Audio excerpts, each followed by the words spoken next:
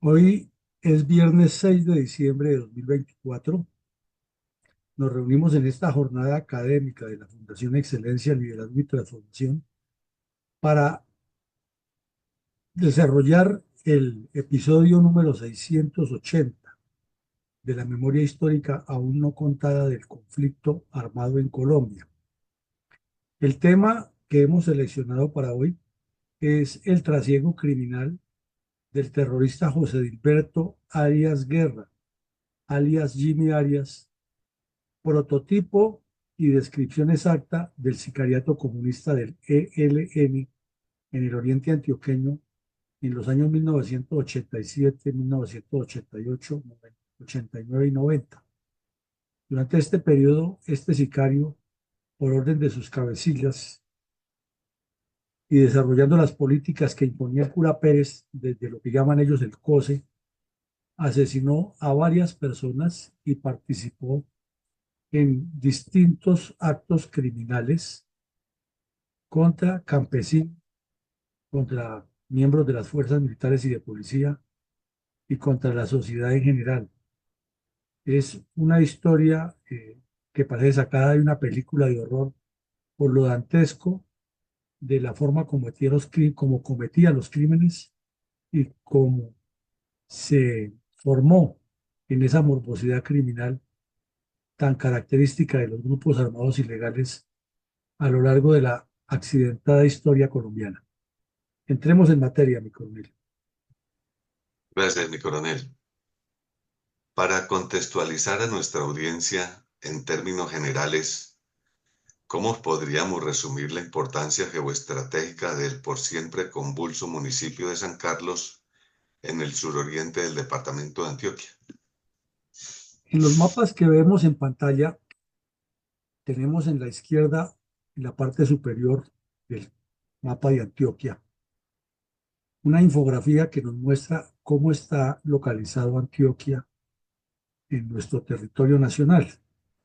Y vemos que Antioquia ocupa parte de la esquina noroccidental de nuestro hermoso país, que tiene salida al mar Atlántico o al mar Caribe, que tiene un importante golfo en la garganta del Urabá antioqueño y chocuano, que tiene salida terrestre hacia el Pacífico, varios sectores, que al mismo tiempo se une con la costa Caribe, con la costa Atlántica, con la región Caribe, que tiene proyección hacia el Magdalena Medio y el centro norte del país, y también que está limitando por el sur oriente con el departamento de Cundinamarca, y en 5 horas se está en Bogotá. Las nuevas carreteras que tiene, en 5 horas está desde Medellín en el Mar Caribe, o en 5 o 6 horas está en Bogotá por el sur. Entonces ya vemos la importancia capital que tiene este departamento, que además está enclavado sobre dos cordilleras que la separa brevemente el río Cauca, haciendo que sea una zona muy fértil, ya que tiene bastantes cursos de agua en la cordillera occidental y la oriental, y que por el oriente, cuando desciende rápidamente, la topografía llega al río Grande de la Magdalena, que por el norte está cerca de la serranía de Ayapel, que lo lleva después a las grandes sabanas del departamento de Córdoba. Y en el caso particular del municipio de San Carlos, que lo vemos aquí resaltado con rojo, en el sur oriente de Antioquia, pues vemos que es un municipio que está ubicado a 90 grados de la capital antioqueña, de la ciudad de Medellín, y que si no es por la dificultad de la topografía montañosa de la cordillera central de ese sector, pues la distancia es más o menos 3 horas en vehículo. En esa época de los años 80 eran 4 o 5 horas porque era carretera destapada. Este municipio tuvo la suerte y la desgracia, como suele ocurrir con las grandes bonanzas económicas. La suerte de ser bendecido, que sus habitantes resultaron con una proyección de acceso a otras formas de economía con la construcción de varias hidroeléctricas en los municipios del oriente antioqueño: Guatapé, Peñol, San Rafael, propio San Carlos y Granada, Antioquia. Fueron los más favorecidos con eso, pero por extensión la economía multiplicó el desarrollo en la región con la construcción de esas hidroeléctricas. Pero el problema es que no se han terminado de iniciar los proyectos de la construcción de las hidroeléctricas cuando las FARC, con la novena cuadrilla, iniciaron la presencia terrorista en la zona y luego el ELN creado por el cura Bernardo López. Entonces ya la situación se complicó y lo que podría ser un foco de desarrollo y articulación comunitaria con los proyectos de avance de la economía nacional se convirtió en un foco de terrorismo comunista. Eh, También eso coincidió con la readecuación de la carretera Bogotá-Medellín, que luego se llamó la autopista Bogotá-Medellín, que ha venido mejorando con el paso de los años, pero que todavía le falta mucho para hacer una verdadera autopista. Sin embargo, así se le conoce, cambió la dinámica de la vida turística y económica y social de esa zona, de lo que es el oriente antioqueño en la parte sur, pero como se fortaleció también el desarrollo de Antioquia con el traslado del aeropuerto principal a Río Negro. Entonces se le agregó otro ingrediente que se convirtió en polo de atracción para la política del ELN de trabajar aspectos mineros, cafeteros y de construcción del grupo terrorista en toda la zona donde ellos estuvieran. De esa manera, la zona del oriente antioqueño, que además tiene una buena cantidad de producción cafetera, habida cuenta que el departamento más cafetero de Colombia es Antioquia, eh, encontró para los bandidos del ELN y las FARC otro foco de impulso a la subversión y de motivación de protestas contra la construcción de la hidroeléctrica, con los bloqueos que se podían hacer a la economía nacional sobre la autopista Medellín-Bogotá y la proyección a bloquear el aeropuerto José María Córdoba en el oriente antioqueño y causar el impacto de un control a largo plazo que lo fueron construyendo poco a poco y que a finales de la década del 90 era muy evidente con los asaltos a poblados, el asalto permanente sobre la autopista Medellín-Bogotá y la guerra que se desató en San Carlos y San Rafael con grupos de autodefensa y las FARC y el ELN. Una historia complejísima que nos indica cómo la posición geográfica de una región con sus recursos incide tanto en la violencia en Colombia. Adelante, mi coronel. Y coronel, ¿cuál era la ocupación y la proyección geoestratégica de la cuadrilla Carlos Alirio Buitrago a finales de la década de 1980 en el área rural del municipio de San Carlos, Antioquia y poblados circunvecinos en la rica pero convulsa zona del oriente antioqueño? Estas fotos nos lo dicen todo, ¿no? Vemos la represa de Tafetanes, que está en límites de Granada y San Carlos, sobre la vereda Tafetanes específicamente. Vemos que el municipio de San Carlos tiene una gran cantidad de cascadas porque es de una temperatura muy agradable y hay muchos balnearios y estaderos y sitios públicos donde la gente puede ir a disfrutar de baños que resultan hasta medicinales si vemos el color verde esmeralda de las cascadas que caen. Y son sitios donde históricamente desde Medellín se ha ido a veranear o a descansar, pero a partir de la década de los 80 hasta bien adelante del siglo, de lo que va del siglo XX, XXI, ha habido mucha problema de inseguridad por la presencia de los grupos narcoterroristas allí. Como vemos esa panorámica del municipio de San Carlos, metido en la base de una cordillera con todos los municipios de la zona andina, una tierra muy fértil, a pesar de que es muy arcillosa, vemos que es muy amarilla, porque es una zona donde también hay oro, no en las cantidades que hay en el nordeste antioqueño, pero es como la misma cordillera más al sur, entonces sí tiene todavía oro y varias veces las autoridades han incautado maquinaria ilegal o grupos ilegales extrayendo oro o deteriorando la naturaleza.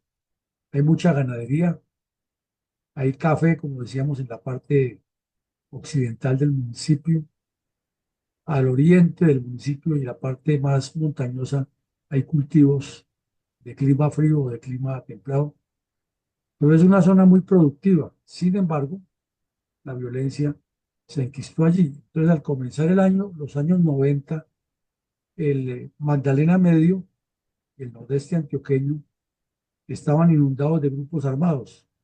Y aquí lo resalta en distintos colores, por ejemplo, la cuadrilla Bernardo López Arroyave, que se estaba formando como un desdoblamiento de la cuadrilla Calvario Buitrago, habida cuenta que el curita terrorista había sido muerto en otro municipio al norte de Colombia.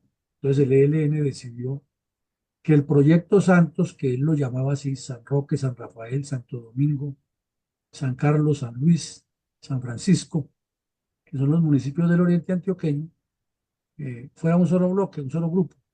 Pero ya el ELN había crecido suficiente con el Calvario Buitrago y les quedaba muy difícil copar toda esa zona. Entonces el cura Pérez y Gavino decidieron crear una segunda cuadrilla que llamó la Bernardo López Arroyave, en memoria del curita terrorista, que estaba ubicada al norte de San Rafael, en el municipio de San Roque, con extensión hacia Cisneros y Caracolí. La cuadrilla de José Antonio Galán siguió arriba, en el nordeste antioqueño, la novena de las FARC, muy cerca de San Rafael, San Carlos, San Luis, la Carlos Aliro Buitrago, que es la que más nos compete, ubicada desde el río Sabana Norte, en la inspección de Juanes, en San Carlos, hasta la autopista Medellín-Bogotá, el río Magdalena, Puerto Triunfo, los municipios de Cocorná, San Francisco, La Ceja y otros del oriente antioqueño. Llegaron hasta Santuario y Río Negro. Sonsón, inclusive, que es el municipio más grande de Antioquia, fue afectado por la presencia de esa cuadrilla. Y tenemos otras cuadrillas en el sector, como la cuadrilla cuarta de las FARC, la 11 y la 23 de las FARC, y teníamos también dos cuadrillas encabezadas por el terrorista Braulio Herrera, que cometieron una masacre de criminales de las FARC y asesinaron a 100 de ellos. Es otro de los episodios que oculta el señor de Rux en su informe y no cuenta cómo Jacobo Arenas ordenó una limpieza interna de las FARC y Braulio Herrera se encargó de asesinar a 103 terroristas de las FARC, sindicándolos de ser miembros de inteligencia militar, igual que había hecho el terrorista José Fedor Rey en el Cauca, en Tacuelló. De esos dos casos no los menciona el cura de Rux en el informe de la supuesta verdad de cómo las FARC llegaron a ser lo que son hoy en día.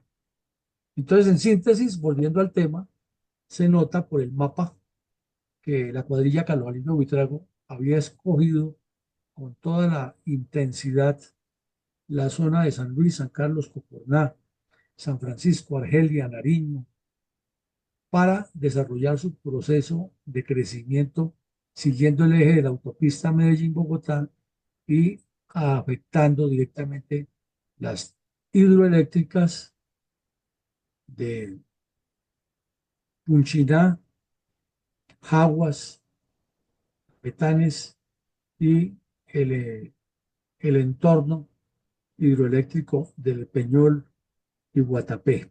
Adelante, mi coronel. Mi coronel, ¿por qué los arrieros han sido tan esenciales en la subsistencia de las guerrillas comunistas y en este caso específico, por qué más? En la iconografía antioqueña, en el ADN del antioqueño, es un orgullo de la ascendencia paisa tener arrieros en la familia, tener arrieros en sus cuadros y en sus demostraciones pictográficas. Y el atuendo típico del campesino paisa, llevando los productos desde sus feudos hasta los poblados, es algo que hace parte de la tradición antioqueña y es orgullo de la raza paisa tener ese tipo de transporte que ya obviamente ha ido desapareciendo. Pero en los años 70, 80, 60, inclusive 90, la arriería era fundamental para los grupos terroristas y lo sigue siendo todavía porque los abastecimientos de las cuadrillas, que siempre son grandes cuadrillas de 100, 200 bandidos, necesitan compras grandes. Entonces, en esa época, inclusive cuando estaban en la vereda San José, que no tenía carreteras, eran flotas mulares que llevaban y les traían el avituallamiento con la complicidad de muchos contactos. Y, el caso de este sujeto que vamos a analizar hoy, José Gilberto Arias, fue arriero, porque la arriería es una especialidad, hay que saber conducir a los animales por el monte, hay que establecer una especie de comunicación mental entre el arriero y la mula, porque lo usual es que saque productos de una forma, suba a otros, o que, por ejemplo, en la explotación maderera sepa guiar toda esa flota mural para sacar la producción. Entonces, era común que los arrieros especializados terminaran siendo también contactos de los bandidos y esas cuadrillas supervivieron mucho tiempo gracias al trabajo de los arrieros que en forma voluntaria o presionada les facilitaban el flujo de los abastecimientos desde los poblados hasta los sitios donde estaban los campamentos. Podría decirse que el impactante trasiego criminal del terrorista José Gilberto Arias Guerra, alias Jimmy, de la cuadrilla Carlos Alirio Buitrago del ELN en el municipio de San Carlos y el oriente antioqueño, aporta material suficiente para un documental de horror y de máxima expresión del terrorismo comunista. Si vamos a sintetizar la historia, y eso parece como sacada de una novela de Agatha Christie, resulta que la familia Arias Guerra, además muy caracterizada por la belleza de la mujer antioqueña, eh, tenía varios hijos, de ellos tres mujeres, todas muy bonitas, todas con porte de reina de bellezas, como se caracteriza la belleza de la mujer paisa, y tres hombres, era una familia grande, familias paisas, y crecían ahí cerca del corregimiento de Juanes, donde se construyó la hidroeléctrica de Unchina. Crecían allí en medio del campo. Su comunicación hacia Puerto Nare o hacia San Carlos y San Rafael, que era más o menos equidistante a los tres, era más por arriería y por desmontar, despojar el monte.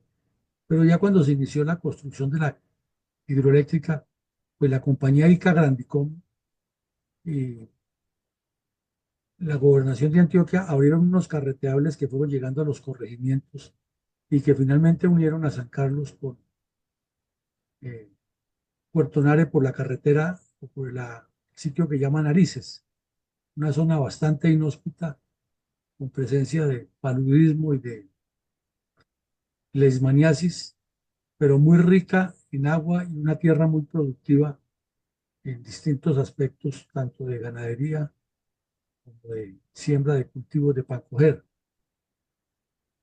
Las papayas que se producen en esa zona son más grandes inclusive que las que llegan de los llanos orientales. Las guanábanas se dan silvestres en esa zona. Es una zona donde todavía se encuentran serpientes pitón de 4 y 5 metros de grandes. Entonces los ganaderos, los campesinos tienen que cuidar mucho el ganado porque las pitón se tragan un ternero, se tragan un becerro. Es muy icónico toda esta zona. Pues allí la familia Arias Guerra se sentó y fueron creciendo. Y el papá de los Arias Guerra era, como casi todos los campesinos, amigo del licor. Y en una borrachera que tenía, una de esas ocasiones que se quedó tomando, bebiendo, por allá en un caserío de esos, cuando regresó encontró a la esposa con otro tipo en la cama, otro campesino. Entonces abrió la puerta de forma violenta, sacó el revólver, porque eso era otra característica, o es otra característica del Olimpia antioqueño. En el campo, en ninguna casa falta un revólver, una pistola, una escopeta. Es muy común allá eso. Entonces los arrodilló desnudos y los asesinó en presencia de los hijos que estaban ahí, estaban pequeños.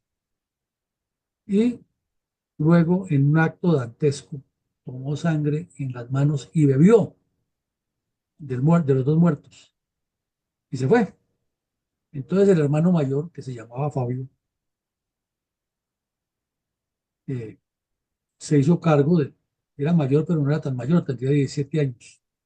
Se hizo cargo del sepelio de la mamá y juró delante de los hermanos que él iba a matar al papá en venganza.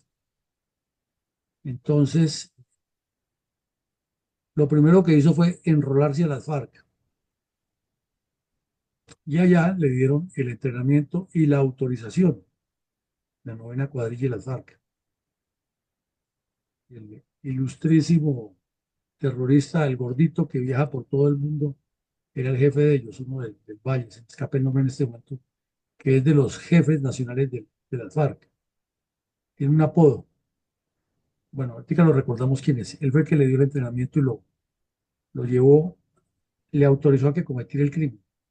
Entonces el señor se ha ido a vivir a otra vereda, en una casa sola que tenía, y ahí llegó el hijo y lo mató en presencia del hermanito menor que era José Dilberto.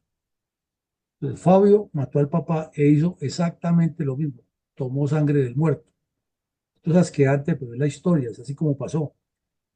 Entonces ya los hermanos lo cogieron en ojeriza y dijeron que se la iban a cobrar. Entonces en las FARC lo trasladaron a la cuadrilla 17 en el Huila.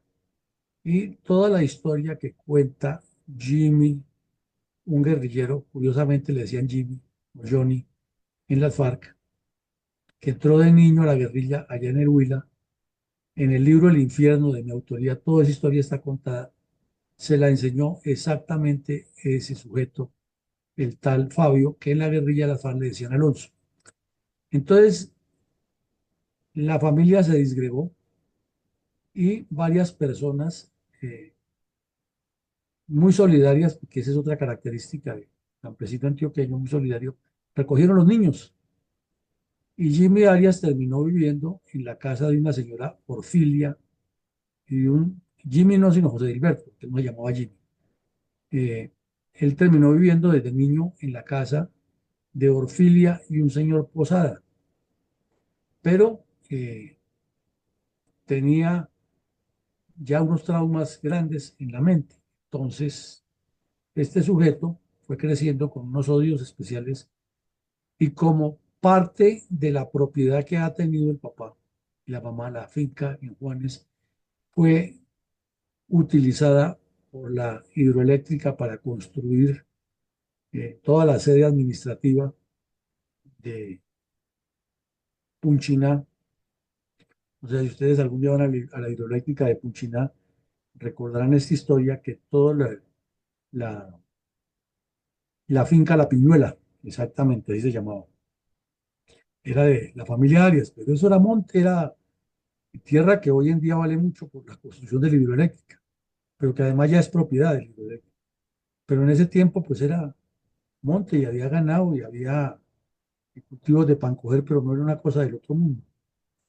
Entonces la vendieron, la hidroeléctrica les indemnizó y parte de ese dinero, las hermanas montaron un salón de belleza, la otra se fue a vivir a Medellín, a Río Negro, y a este joven Johnny que ya había crecido, el señor Posada lo enseñó a administrar y compró ya por su cuenta una finca y una flota mular. Entonces se volvió arriero. Y la finca la compró bien adentro en el monte, en el sector de San Miguel y San José, donde ya vimos que el M-19 ha tenido su campamento, ¿no? Perdón, el ELN ha tenido su campamento donde murió el bandido Álvarez Mazo, que lo vimos esta semana, Raúl Álvarez Mazo, que ha sido del EPL y se pasó al ELN, lo vimos esta semana. Entonces ahí tomó contacto ese joven con la guerrilla y comenzó a servirles de flota mular para transportarles todo, les cayó como anillo al dedo y él encontró en ese espacio como la imitación al hermano que ha sido el FARC y la oportunidad de vengarse del que fuera, eh, comenzó a desarrollar una adicción permanente al trago, razón por la cual en la misma guerrilla lo sancionaron varias veces, pero como era el dueño de la flota de las mulas, no lo podían mm, hacer a un lado porque se echaban enemigo al campesinado, ni matarlo, aunque tenían ganas.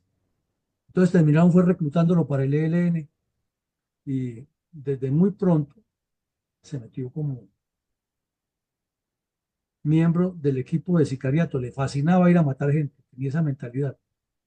Entonces ya había matado a varios, participado en varios, pero el crimen más horripilante que cometió fue el del padrastro, que inclusive le decía papá, era el del señor Posada. Este señor Posada era el inspector de obras públicas de San Carlos. Y un día estaban en un estadero que llama el Palmichal, muy cerca del área urbana. Realmente son 40 minutos a pie y 10 en carro.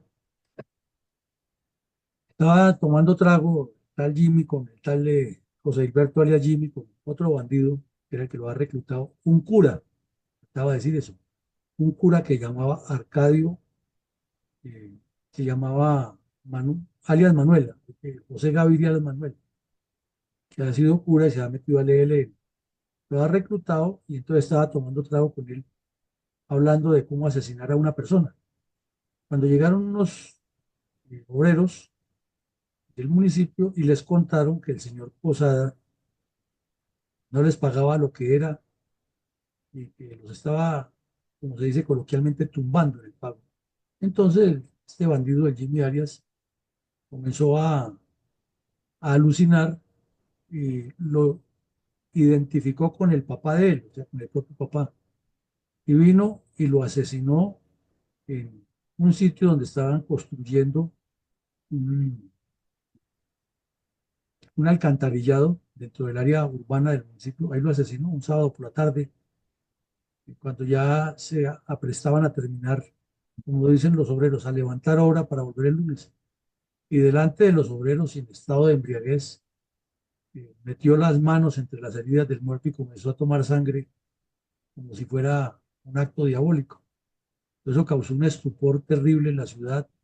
Todo el mundo sí supo quién había sido. Los testigos contaban lo asquerante de esa historia y se fue para el monte, ya definitivamente no volvió a aparecer.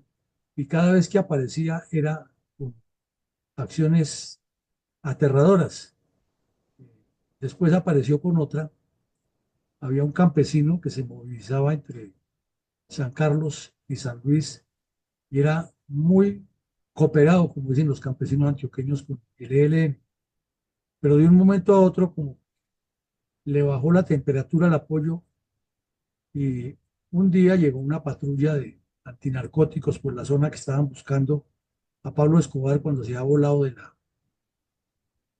la región donde tenía su finca por la autopista Medellín-Bogotá, y pues la operación se hizo en todo el oriente antioqueño. Y San Carlos y San Luis no fueron la excepción de la búsqueda de Pablo Escobar, que se especulaba mucho. San Rafael hay un balneario en un sitio que llama El Bizcocho, y no faltaba el que decía que lo había visto ahí, otros decían que lo habían visto en el estadio del Parmichal, otros que estaba escondido en una finca en San Luis, pero a veces son rumores y la gente pensando en ganarse la recompensa hacen muchas cosas que no coinciden. Entonces, a ese muchacho lo vieron hablando con el comandante de la Policía Antinarcóticos y de remate la Policía Antinarcóticos armó su campamento temporal muy cerca de la finca y le compraron leche y quesos, cosas de la finca. Entonces los vecinos, que usualmente pasa, en lugar de darse cuenta, pues le estaban comprando porque se han sentado ahí, pero le contaron a los bandidos del ELN que era que estaba trabajando con ellos y le dieron la misión al tal Jimmy de que lo matara. Lo que no se imaginaban era que iba a ser tan asqueante y terrible la forma como lo matara. Entonces se subió con el famoso cura que era el jefe de él, se subieron a la chiva que venía de San Luis para San Carlos y ahí se subió el campesino. La tarea que les habían dado era matarlo, pero nunca cometieran un delito tan atroz. Entonces, cuando ya el vehículo venía en movimiento por la carretera, eh, Jimmy, o sea, José Gilberto, se acercó con su pistola, se la colocó en la cabeza en medio de un poco de campesinos que hay ahí y le disparó sin compasión varias veces. Y ante el terror que se armó, él mantuvo la aparente calma y metía las manos entre las heridas del muerto y tomaba la sangre y les mostraba a los campesinos cómo era que se mataba. Y ahí había niños, señoras embarazadas, hasta una señora abortó ahí del susto que le dio. Y eso tampoco lo cuenta el curita de Rux ni lo que es LLN. Y hubo muchos más crímenes que cometió, pero entre ellos reclutar a una niña de 15 años que le dio una vida de perros ahí en la vereda Puerto Rico de San Carlos. Pero otro aterrador y asqueante que cometió es que no tenía ninguna misión de matar a esa señora, sino simplemente la cometió para demostrar que él era el bandido que imponía el terror en la región. Y había una señora que llamaba Ruth Areiza de la Calle, la vereda Vallejuelo, que queda muy cerquita a San Carlos, esa vereda queda a 5 minutos, muy cafetera. Y venía doña Ruth, había ido hasta el pueblo y había comprado salchichón y pan, algunas cosas y venía con su paquete en la mano y, como dicen los campesinos, se lo topó. Entonces le dijo el bandido, ¿qué trae ahí en ese paquete, doña Ruth? Entonces la señora le dijo lo que traía y bueno, eso es mío. Entonces la señora dijo, pero ¿cómo que es suyo? Si es que esto es lo que me gané lavando una ropa así. No, es mío y se lo quitó y se lo llevó. Entonces la señora se devolvió para el pueblo y había una patrulla del ejército y les contó que el bandido le había robado lo que llevaba. Entonces el teniente fue y habló por ahí en la alcaldía y le consiguieron a la señora algo de lo que le había robado el tipo. Se lo compraron de nuevo y la señora se devolvió para la casa y como a los 2 o 3 días se le apareció el hombrecito ahí y le dijo, usted fue y me aventó. Entonces la hizo desnudar, ya una señora como de 70 años, la violó, luego la mató y delante de los nietos tomó sangre y les dijo a los nietos que esa era la forma de hacer la revolución en Colombia. Eh, Finalmente ese bandido pues parece ser, porque se consiguió la información, que el mismo ELN lo eliminó por esas andanzas que tenía. Pero como les decía, es una película de horror que parece sacada de un thriller de Agatha Christie y ocurrió y es real en el oriente antioqueño a menos de 100 kilómetros de Medellín. Adelante, mi coronel. Gracias, mi coronel.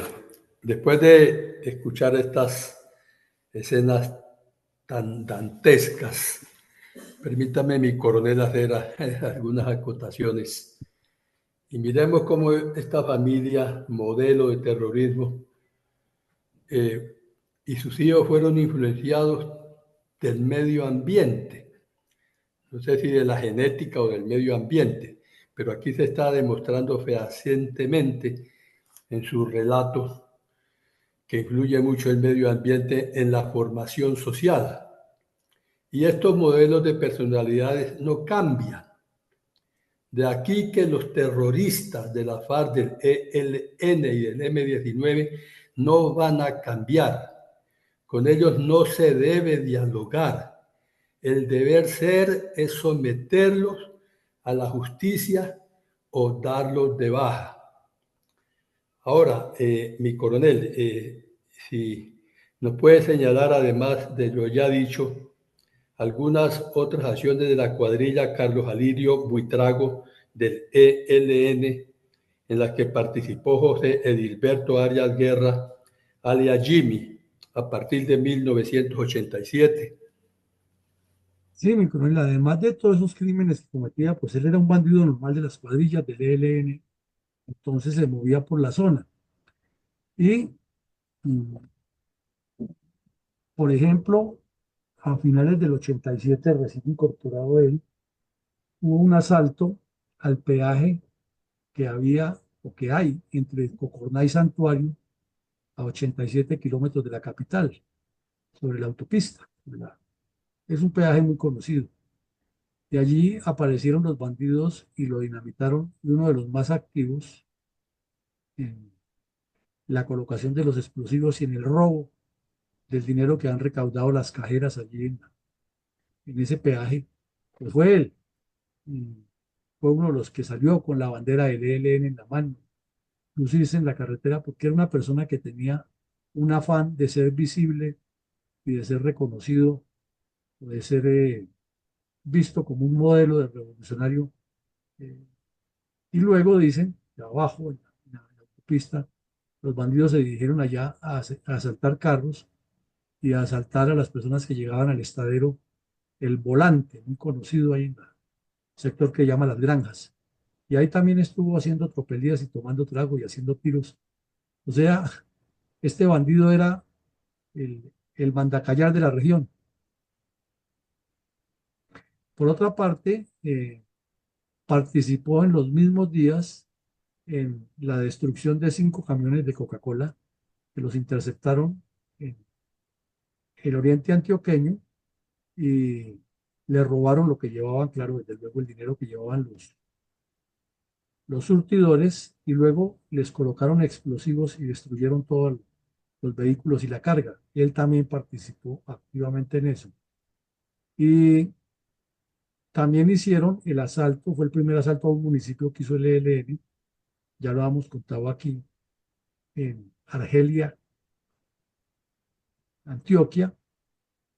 En ese asalto, el trabajo de inteligencia lo hicieron desde el área urbanizada los papás de los hermanos Carlos y Alirio Buitrago, que los trasladaron allá como casa de contacto y como casa de inteligencia donde llegaban todos los terroristas, y desde esa casa se hizo todo el estudio para asaltar el poblado, destruir la caja agraria, robarse el dinero, causar incinerar los expedientes de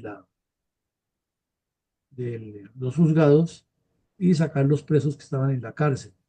En ese acto terrorista también uno de los encargados de activar las cargas explosivas fue este joven Arias. Como se ve, era un bandido de 7 suelas que estaba dedicado a causar todo tipo de atrocidades, y donde estuviera el ELN presente, él quería estar prácticamente de más visible frente a los otros. Mi coronel, ¿cuál fue el rol del terrorista José Edilberto Arias Guerra, alias Jimmy, en el secuestro de 3 alcaldes del oriente antioqueño y en las diferentes campañas terroristas de la coordinadora guerrillera Simón Bolívar en la autopista Medellín-Bogotá entre 1988 y 89? Resulta que primero fue la trilateral del año 86, en la que el ELN, el EPL y el Patria Libre deciden formar la Unión Cabilista del ELN. Eso lo hicieron ahí cerquita entre Granada y San Carlos, en un corregimiento que ha sido muy conflictivo y ha tenido muchos hechos de sangre, que se llama Santana, que es realmente cerca de la autopista Medellín-Bogotá, y también con salida hacia San Luis, San Carlos y Granada, siguiendo por el eje occidental de los límites de San Carlos y San Luis, llegando a la represa de Tafetanes y una vereda también muy conocida que llama Los Medios. Entonces, comenzó el ELN a actuar y ya vemos a partir de la trilateral cómo ingresaron sujetos como el que hablábamos esta semana de Álvarez Mazo, eh, el cura Bernardo López que los había creado se trasladó hacia la costa y allá lo asesinaron. Entonces comenzó el ELN ya las campañas publicitarias de terrorismo que llamaban campañas nacionales del ELN. En una campaña de esas, ya como parte de la coordinadora guerrillera, hicieron las primeras apariciones fuertes en la autopista Medellín-Bogotá. Y después de eso hicieron una asamblea guerrillera. Pero para la asamblea guerrillera, la orden del cura Pérez era que todas las cuadrillas hicieran la campaña y luego la asamblea para evaluar una cantidad de aspectos que venían en una lista de verificación. Y uno de esos era secuestrar alcaldes. Entonces fue a nivel nacional que en Santander, en Bolívar, en Antioquia, Valle del Cauca, donde había cuadrillas del ELN, secuestraran los alcaldes y los llevaran para hacerles una especie de juicio y dependiendo las responsabilidades que les encontraran como parte de esa asamblea era asesinarlos. Entonces ya nos imaginamos aquí en Antioquia quién estaba muy atento a ver qué instrucciones llegaban.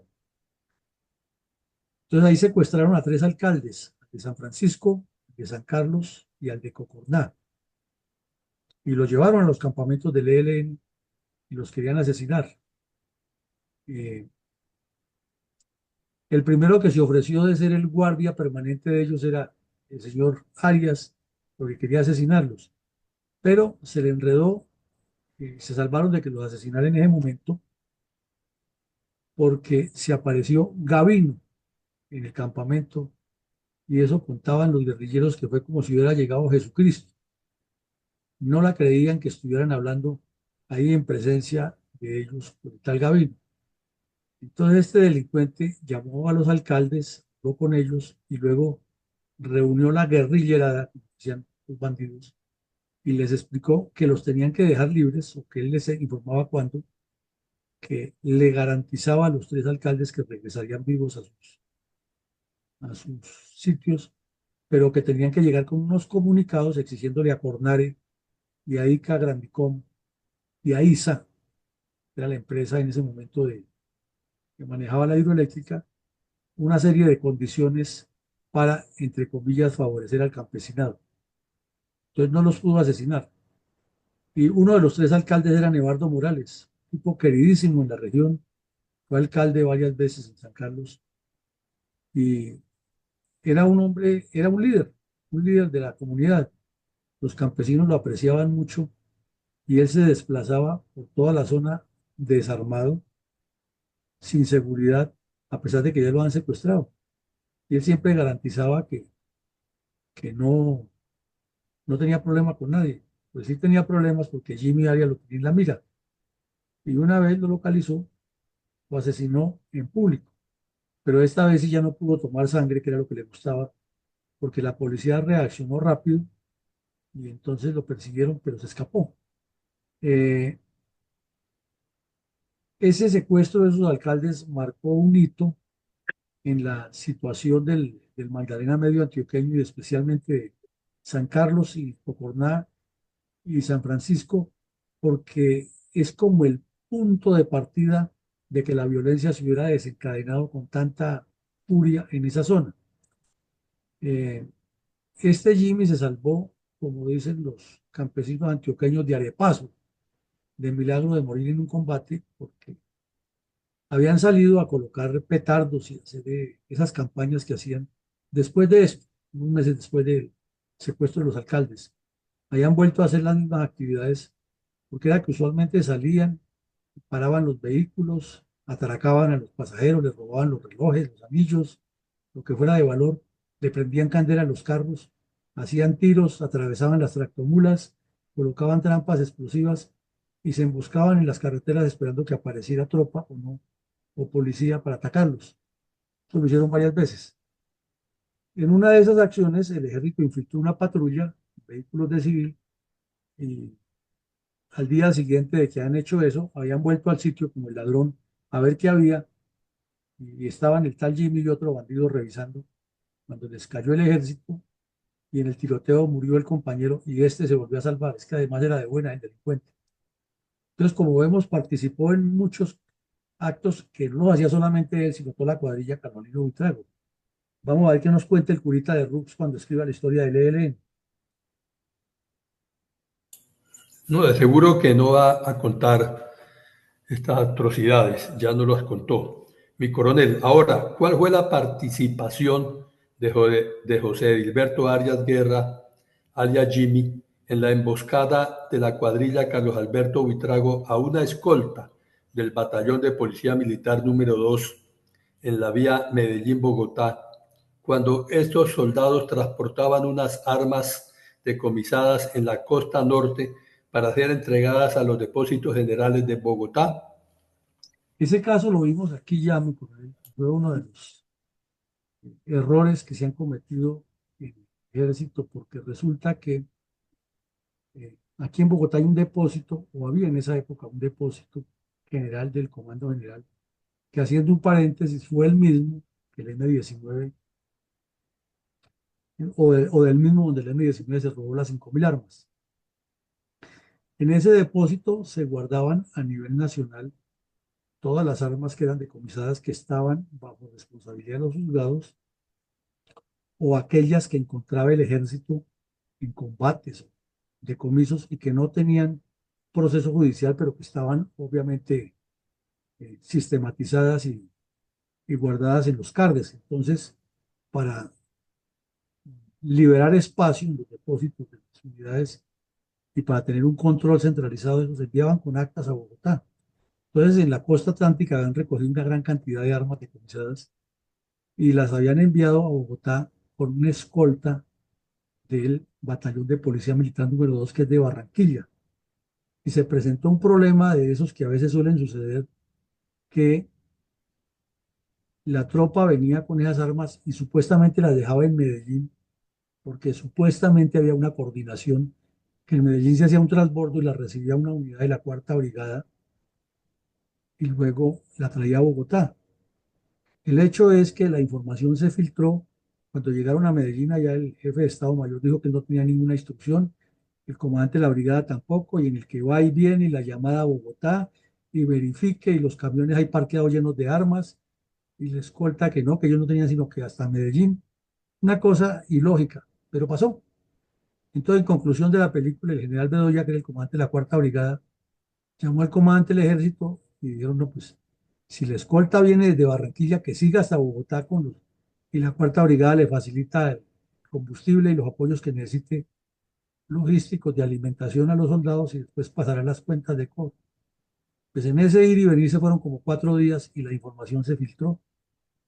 Y los bandidos estaban curiosamente preparando para los mismos días el aniversario de la FARC como parte de la coordinadora guerrillera y la antesala a las elecciones del año 90, nada menos que las elecciones del año 90, cuando el país estaba tan polarizado por la muerte de Galán y el inmerecido ascenso político de César Gaviria y todo lo que pasó en ese momento, que han matado varios candidatos presidenciales, que Pablo Escobar ese había volado. Bueno, era una historia, perdón, que Pablo Escobar estaba en las negociaciones para entregarse, que se había volado, sí, pero de la hacienda Nápoles, no de la cárcel. No se había volado de la cárcel. Entonces, el ambiente era muy pesado en la zona, la brigada tenía muchas responsabilidades, todas las unidades estaban comprometidas y esa era una de las razones que daba la Cuarta Brigada, que no tenía tropas disponibles para enviar esa escolta y si ya venían estos, pues que siguieran. Ahí fue donde se armó el debate. Conclusión fue que la escolta siguió, una escolta muy mal entrenada. Eh, Parece que en Medellín tampoco les verificaron que hicieran un ejercicio de reacción. Y lo cierto es que al llegar ahí a la región del Volante, del restaurante ese que hemos mencionado y las granjas sobre un puente, les explotaron una carga y sorprendieron los soldados que quedaron heridos varios y los bandidos se robaron un poco de esas armas, se robaron la plata que llevaban los soldados para su manutención, eh, destruyeron la carrocería del vehículo, mejor dicho, fue otro golpe de esos que no se esperaban el ejército y ahí ocurrió. En ese acto terrorista participó activamente este sujeto Jimmy Arias y era de los que más arengas le pegaba a los soldados heridos y gritaba y se pavoneaba como un gran héroe.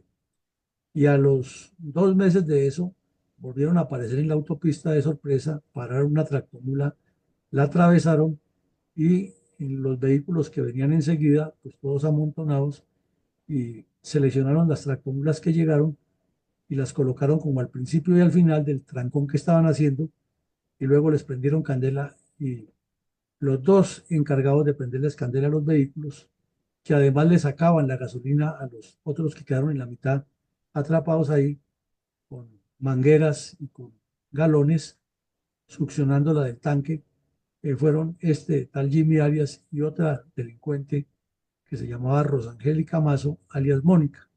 Ellos fueron los que le prendieron candela a los vehículos y fueron quienes más aleccionaban a los viajeros de que estaban en la justa lucha de la campaña por una nueva Colombia y humanizando la guerra mientras llegaba la paz. Imagínense ustedes la forma de humanizar la guerra. ¿Por qué el ELN incendiaba las tractomulas que transportaban vehículos nuevos desde Barranquilla hasta la capital de la República?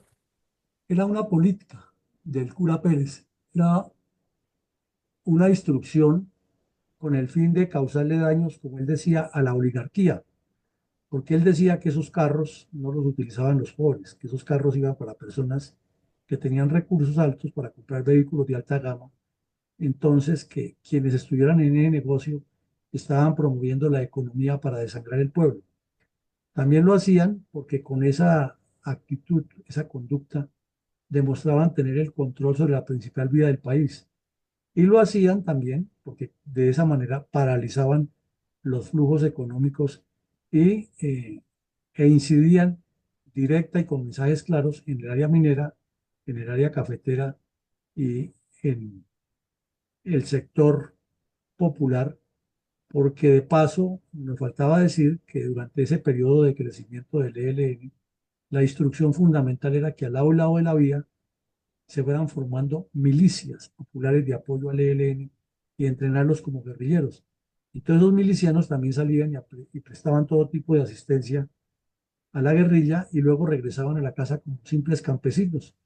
Cuando el ejército o la policía llegaban a averiguar, estaban hablando con los milicianos, pero no sabían, porque eran gente desarmada y en casas normales que antes se declaraban víctimas de los bandidos y estaban era observando, escuchando, analizando todo lo que decían los soldados o los policías para luego ir a contarle a los bandidos.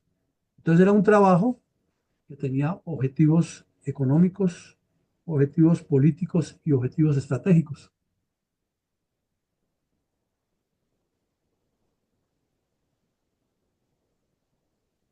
¿Tiene, tiene credibilidad y futuro la paz total de Petro si vemos en detalle la oleada de crímenes cometidos por la FARC y el ELN y otros grupos criminales inspirados en el Partido Comunista con quienes están negociando y que de remate los cometen con el mayor cinismo mientras hablan de paz, en este caso del ELN en cabeza del terrorista José Alberto Arias Guerra alias Jimmy? Pues como lo acaba de decir mi coronel Saldaña, es imposible, porque es que es un ADN, es un sello, es una impronta, es algo que se lleva en la sangre, es una mentalidad que está arraigada y que se hereda. Y es una demostración de que el terrorismo es terrorismo y que hay que combatirlo es con la fuerza del Estado y en defensa de la sociedad. Que negociar con esos delincuentes, por ejemplo, los dos que están dando la mano ahí, uno terrorista del M-19, que como lo vimos ayer, dice que en representación oficial de Colombia, con el pago de viáticos y con una delegación oficial de Colombia, haciéndole homenaje a un terrorista uruguayo y entregándole no la bandera de Colombia, sino la bandera del M-19, pues ya uno deduce que sigue con su mentalidad criminal y su pensamiento a favor de los terroristas. Y por el otro lado, el que le está dando la mano, un criminal igual o peor a Jimmy Arias, con un prontuario extenso de crímenes similares. Y en el medio aplaudiendo un criminal que es el padrino del narcotráfico y del terrorismo en Latinoamérica. Simplemente estamos hablando de un engaño, una farsa, y eso no va a tener ningún futuro. Escuchemos con reverencia un minuto de silencio en homenaje a la memoria de los soldados, policías y demás colombianos asesinados por el narcoterrorismo comunista contra sus consuetudinarias víctimas.